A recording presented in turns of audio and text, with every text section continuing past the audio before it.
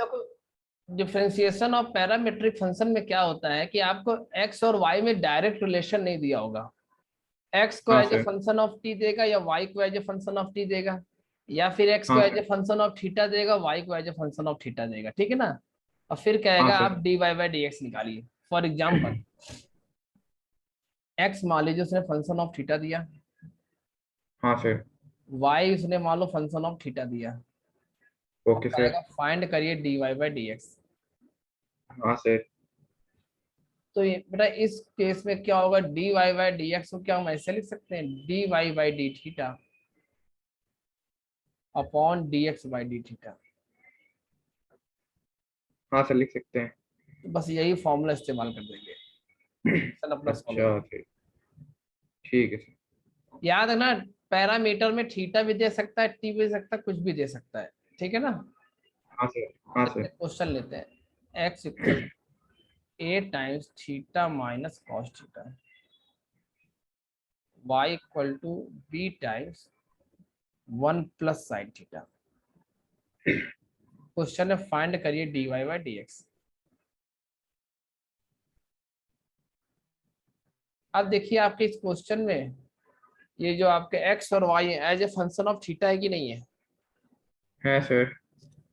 तो अब हम क्या करेंगे, अब हम हाँ डी सर, एक्स उसका अपॉन डी डी थीटा निकालेंगे और D Y by D theta निकालेंगे, ठीक है ना। हाँ सर। तो D Y by D X आपका बनेगा D x upon D theta upon, sorry, D Y by D theta upon D x by D theta, ये बन जाएगा। बात हाँ सर, क्लियर है। बन जाएगा। D Y by D theta क्या आएगा, क्लियर बी है सर। टाइम्स 1 का डेरिवेटिव 0 साइन थीटा क्या जाएगा कॉस थीटा, कॉस थीटा। और d x upon D theta आपका बन जाएगा a times 1 minus minus plus sine theta.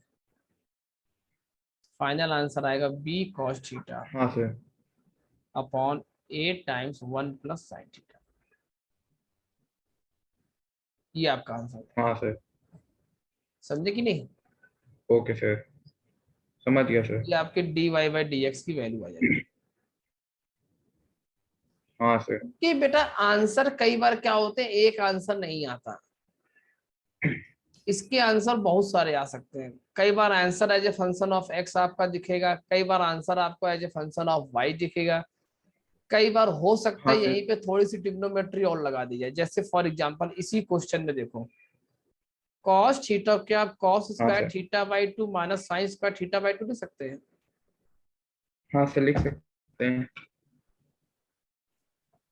और 1 प्लस साइन थीटा क्या cos theta by 2 plus sine theta by 2 का होल स्क्वायर लिख सकते हैं। लिख सकते हैं सर। या आप ए स्क्वायर माइनस बी स्क्वायर लगाइए। हाँ सर, फिर एक अपॉन में कट जाएगा सर वो। हाँ, तो जो कैंसिल होने के बाद मैं लिख रहा हूँ cos theta by 2 minus sine theta by 2 upon cos तो फिर थीटा। आंसर तो हालांकि तीनों ही सही है ना। हाँ आंसर पूरे सही है। कॉस थीटा बाई 2 कॉमन कर लीजिए आप, तो ये बनेगा हाँ 1 minus tan theta by 2 upon 1 plus tan theta by 2। इसको आप क्या लिख सकते हैं, इसको आप लिख सकते हैं ten pi by 4 minus theta by 2। एक हाँ आंसर सर। आपका ये भी हो सकता है, ठीक है ना। तो हाँ सर। याद रखिए बेटा, देखिए ऑब्जेक्टिव क्वेश्चन में एक बात की बहुत ध्यान रखना पड़ता है कि आंसर कैसे आ रहा है। यस आपने सर। तो डिफरेंशिएट करके निकाल दिया, हो सकता है कि ये हाँ ऑप्शन सर। ही ना दिया जाए आपके सामने ये ऑप्शन दिया जाए, तो आपको ऑप्शन भी देखने पड़ेंगे कैसे हैं, ठीक है ना। हाँ अब सर। जैसे क्वेश्चन लेते हैं, sir. X equal to 80 square और वाई इक्वल टू 280।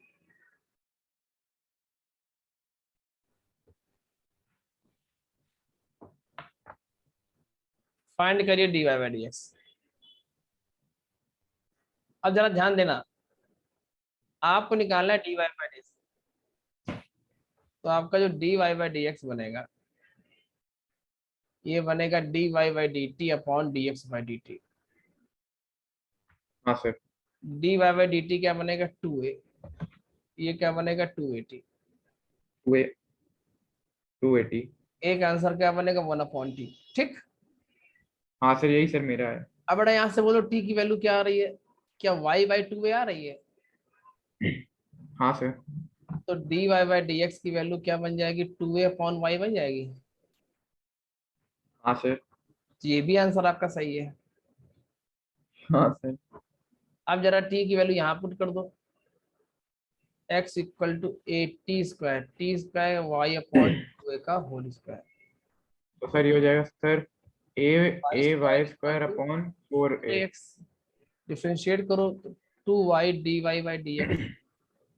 देखो इस तरीके से भी इसका डिफरेंशिएशन कर सकते हैं आप,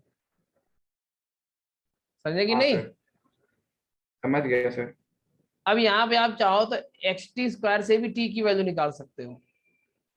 हाँ वही सर मैं भी सोच रहा था, उससे भी हाँ। निकाल सकते हैं। हम्म। तो मेरा ये कहना है अगर कहीं पे आप पैरामीट्रिक फंक्शन में रिलेशन निकाल सकते हैं ना डायरेक्ट, हाँ सर। तो वो रिलेशन निकाल लिया करो, ज्यादा अच्छा रहेगा। हाँ सर। कैलकुलेशन आपके आसान हो जाएंगे, ठीक है ना? जी सर। चलो नेक्स्ट क्वेश्चन करो। हाँ sir. x equal to under root of a power sine inverse t, y equal to under root of a power cos inverse t। Question है फाइंड dy/dx। सर वो a की power में है ना सब। हाँ हाँ हाँ, हमने कुछ देर पहले एक बात बोली थी कि अगर कभी किसी क्वेश्चन में हाँ सर। आपसे पैरामीट्रिक फंक्शन में अगर पैरामीटर गायब हो सकता है तो उसको एलिमिनेट कर देना चाहिए। ध्यान से देखो, sine inverse T plus cos inverse T क्या होता है? हाँ सर वही तो सर मैंने इन्वर्ट वो कर दिया। जरा पाई दोनों बाय को 2 होता है सर। स्क्वायरिंग करके मल्टीप्लाई कर दो।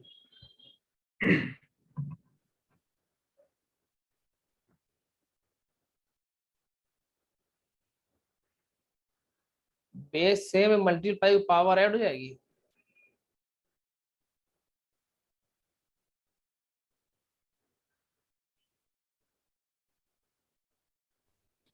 तो a की पावर पाई बाय 2। अब जरा इसको डिफ्रेंशिएट कर दो, तो 2x/y²